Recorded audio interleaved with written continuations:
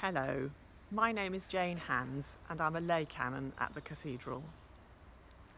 I wonder if you know the beautiful route along the Itchen Valley through Easton and Itchen Abbas to Alresford.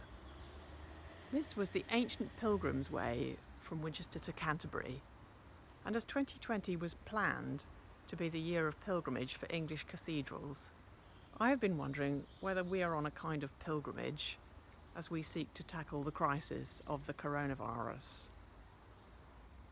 In one sense, we know the destination we seek: freedom from this appalling disease, whether through a vaccine or treatment or both. But we have a horrendous challenge in that we don't have a route map, and we don't know what life will look like if and when we get there. All this uncertainty is very difficult.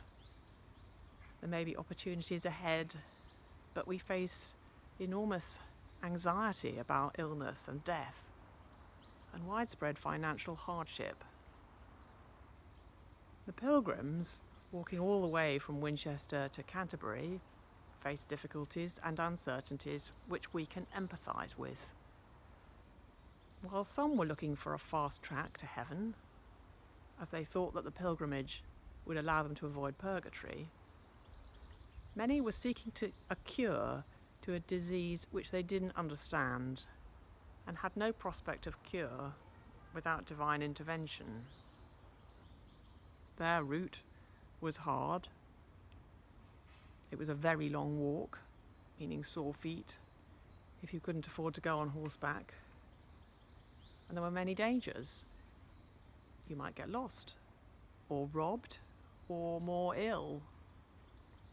The most famous pilgrim was Geoffrey Chaucer, the poet, who famously recorded the stories of his pilgrimage from London to Canterbury in his Canterbury Tales. Chaucer knew all about the horrors of plague and disease, having survived the Black Death in the middle of the 14th century.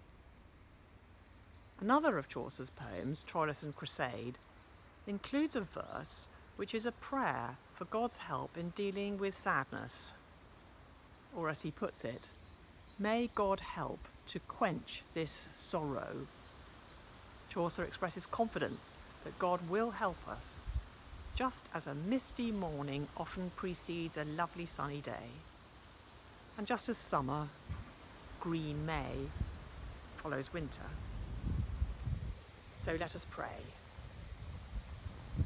Now may God help to quench this sorrow. And so I hope he will, for he best may. For I have seen after a misty morrow follow full often a merry summer's day, and after winter follows green May. Amen.